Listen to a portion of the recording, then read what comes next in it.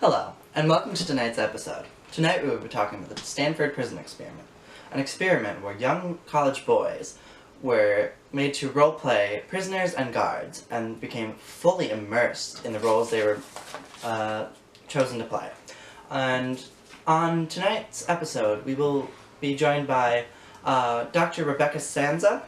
She is a renowned social psychologist and specializes in group behaviorism. Welcome, Dr. Sanza. Thank you.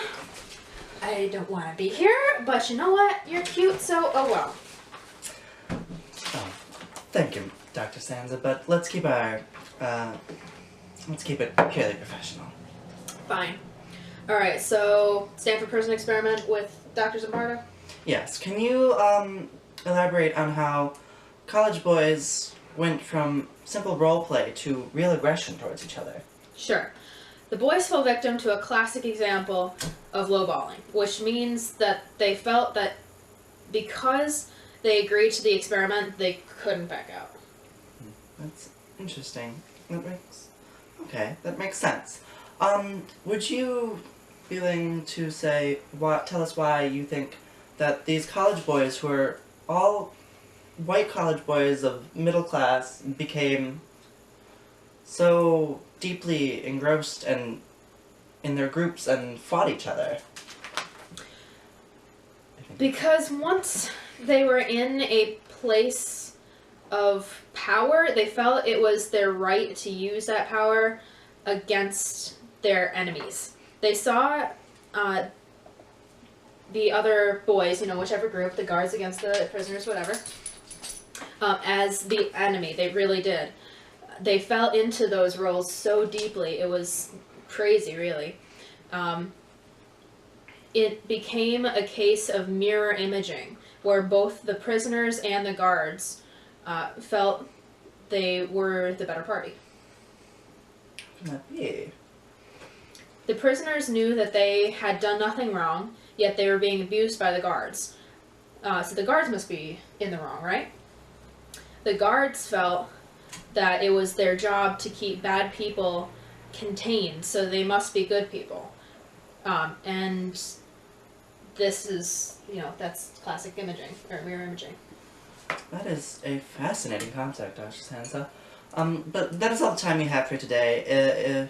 You can find more information on our website. Good night, folks. See you again next week.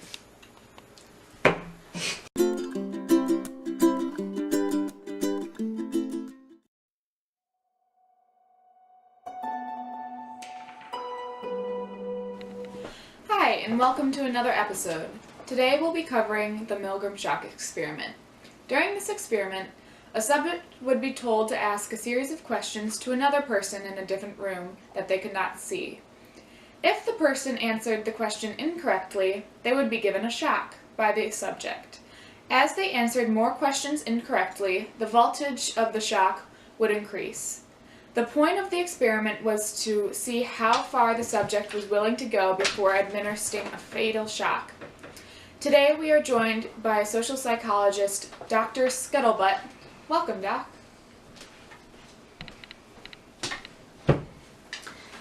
Hi. My payments are going to be in cash, right? I mean, right? We can do that. Okay. While researching this experiment, I saw that the fundamental attribution error was connected to it. Can you explain? Absolutely. The subject believed that it was the situation they were put in that made them do the bad thing. While someone watching the experiment would believe that the subject was an inherently bad person. That's kind of impressive. Can you explain why some of the subjects stood up and left and others administered the fatal shock? That is what we call social facilitation or inhibition. Social inhibition is when the subject does better under pressure, which in this case would be administering the fatal shock. Social facilitation would be administering the shocks up until but not going through with it. That would be when they get up and leave. Wow, I didn't think there would actually be an explanation for that. Cool. Well, thanks for coming in, Doc. It's been great having you. Bye, guys!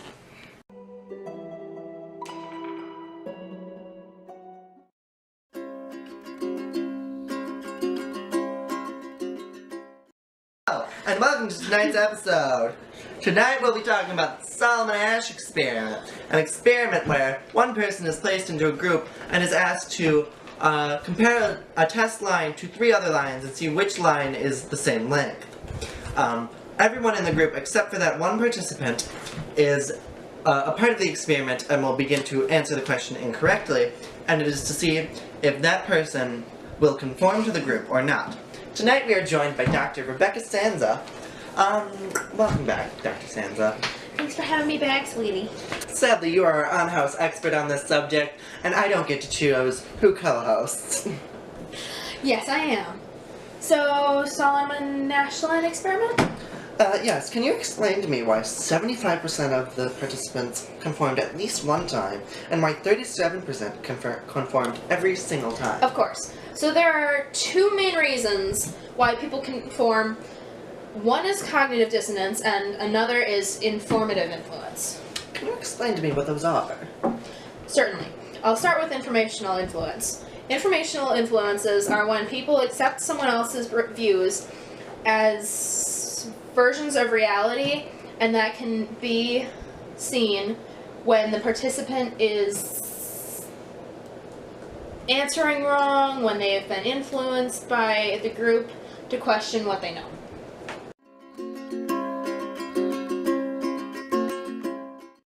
Immediately, take 5. Who's counting? 1, 2, 3. Welcome back to the show. Today's topic is the Jonestown Massacre, during which a total of 909 men, women, and children died. Jonestown, also known as the People's Temple of Agriculture, was a socialist cult led by Jim Jones. Jones taped the event and called it revolutionary suicide, even though all those involved were under duress. Cause of death, drinking cyanide Kool-Aid. Today we welcome Dr. Suckington, PhD. Hi. Okay, I've got to meet my side piece of the bar in 15, so let's make this quick. Okay then, same though. So Doc, what can you tell us about the Jonestown Massacre? How did so many people fall into this idea? In psychology, we would call this group polarization. This is when a group makes a more extreme decision than an individual would make. In this case, revolutionary suicide would not have happened if Jonestown was a smaller group. That makes sense, I guess. But why did no one step in and stop it from happening? There must have been someone that disagreed. There's almost certainly were. Unfortunately, the bystander effect would have made those people disagree much less, those who disagreed much less likely to speak out, with so many others present. There also the fact that there were